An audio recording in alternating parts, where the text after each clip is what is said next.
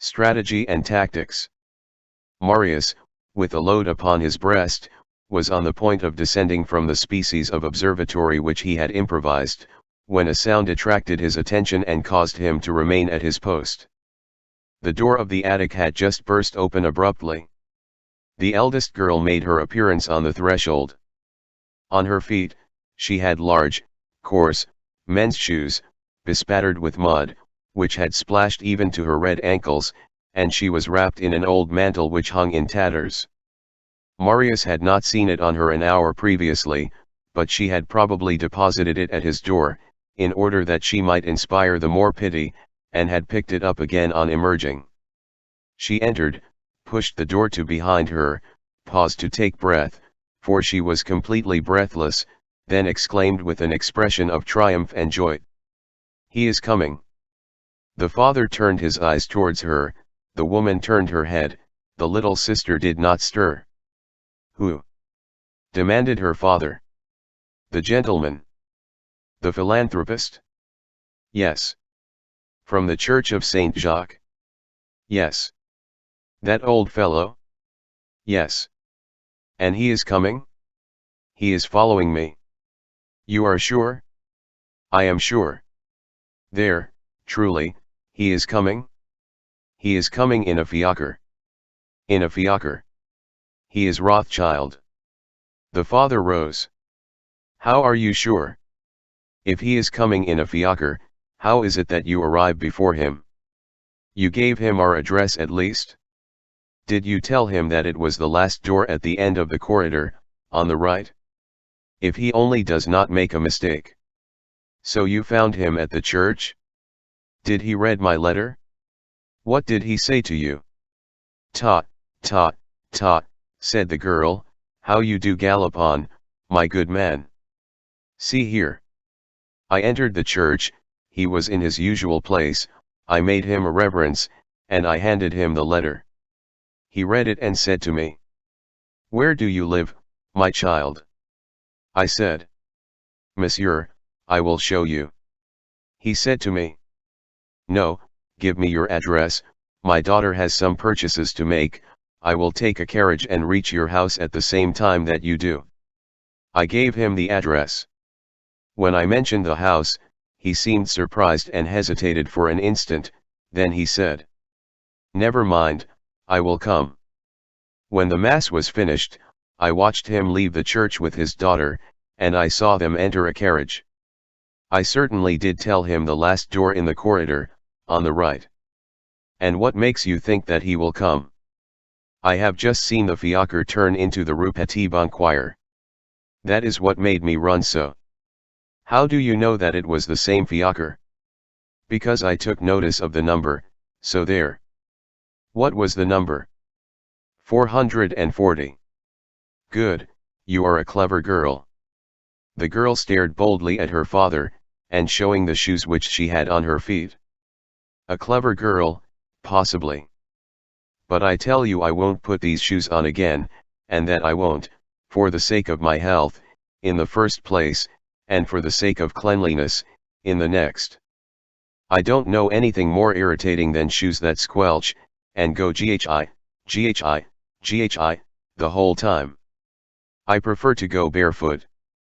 "You are right," said her father, in a sweet tone which contrasted with the young girl's rudeness, "but then, you will not be allowed to enter churches, for poor people must have shoes to do that. One cannot go barefoot to the good God," he added bitterly. Then, returning to the subject which absorbed him, "So you are sure that he will come?" "He is following on my heels," said she. The man started up. A sort of illumination appeared on his countenance. "Wife!" he exclaimed, "you here? Here is the philanthropist. Extinguish the fire." The stupefied mother did not stir.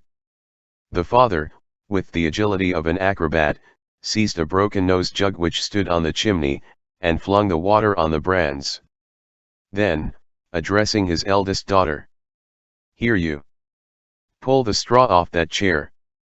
His daughter did not understand. He seized the chair, and with one kick he rendered it seatless. His leg passed through it. As he withdrew his leg, he asked his daughter. Is it cold? Very cold. It is snowing. The father turned towards the younger girl who sat on the bed near the window, and shouted to her in a thundering voice. Quick!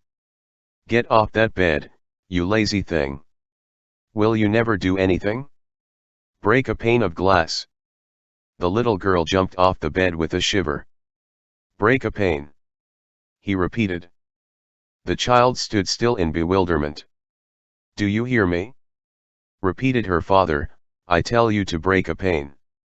The child, with a sort of terrified obedience, rose on tiptoe, and struck a pane with her fist. The glass broke and fell with a loud clatter. Good, said the father. He was grave and abrupt. His glance swept rapidly over all the crannies of the garret. One would have said that he was a general making the final preparation at the moment when the battle is on the point of beginning. The mother, who had not said a word so far, now rose and demanded in a dull, slow, languid voice, whence her words seemed to emerge in a congealed state. What do you mean to do, my dear? Get into bed, replied the man. His intonation admitted of no deliberation. The mother obeyed, and threw herself heavily on one of the pallets. In the meantime, a sob became audible in one corner. What's that? Cried the father. The younger daughter exhibited her bleeding fist, without quitting the corner in which she was cowering. She had wounded herself while breaking the window. She went off, near her mother's pallet, and wept silently. It was now the mother's turn to start up and exclaim. Just see there! What follies you commit! She has cut herself breaking that pane for you. So much the better, said the man. I foresaw that. What? So much the better? Retorted his wife.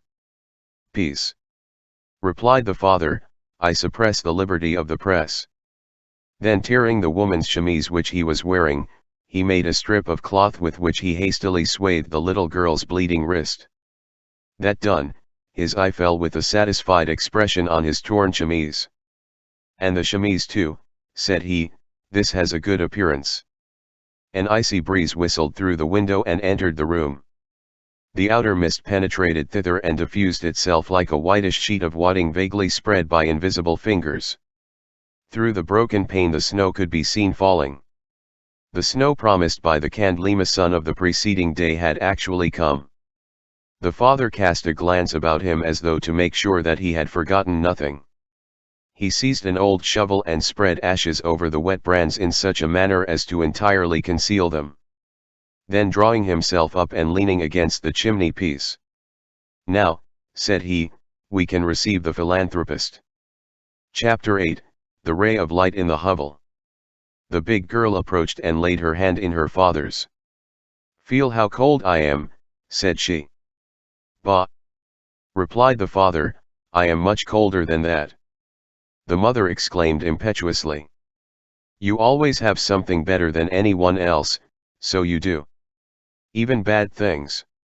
Down with you, said the man. The mother, being eyed after a certain fashion, held her tongue. Silence reigned for a moment in the hovel. The elder girl was removing the mud from the bottom of her mantle, with a careless air. Her younger sister continued to sob. The mother had taken the latter's head between her hands, and was covering it with kisses, whispering to her the while. My treasure, I entreat you, it is nothing of consequence, don't cry, you will anger your father.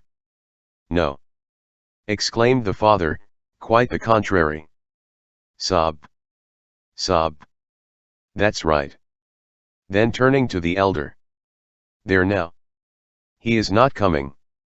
What if he were not to come? I shall have extinguished my fire, wrecked my chair, torn my shirt, and broken my pane all for nothing. And wounded the child, murmured the mother. Do you know, went on the father, that it's beastly cold in this devil's garret? What if that man should not come? Oh! See there, you! He makes us wait. He says to himself. Well, they will wait for me. That's what they're there for. Oh, how I hate them, and with what joy, jubilation, enthusiasm, and satisfaction I could strangle all those rich folks. All those rich folks. These men who pretend to be charitable. Who put on airs. Who go to mass. Who make presents to the priesthood, preachy, in their skull caps, and who think themselves above us, and who come for the purpose of humiliating us, and to bring us clothes, as they say. Old duds that are not worth 4 sous. And bread. That's not what I want, pack of rascals that they are, it's money. Ah. Money. Never. Because they say that we would go off and drink it up, and that we are drunkards and idlers. And they? What are they, then, and what have they been in their time?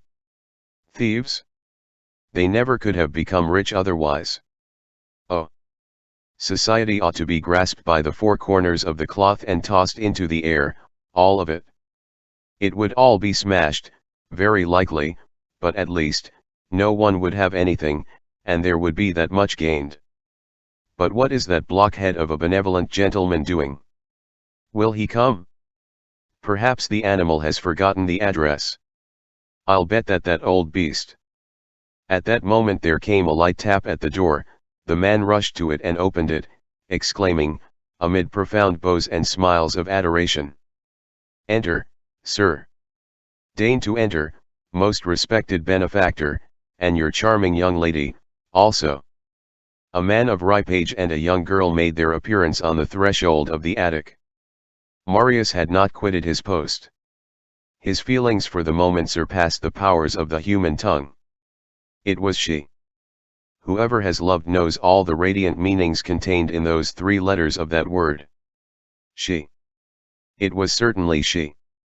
Marius could hardly distinguish her through the luminous vapor which had suddenly spread before his eyes. It was that sweet, absent being, that star which had beamed upon him for 6 months. It was those eyes, that brow, that mouth, that lovely vanished face which had created night by its departure. The vision had been eclipsed, now it reappeared. It reappeared in that gloom, in that garret, in that misshapen attic, in all that horror. Marius shuddered in dismay. What? It was she. The palpitations of his heart troubled his sight. He felt that he was on the brink of bursting into tears. What?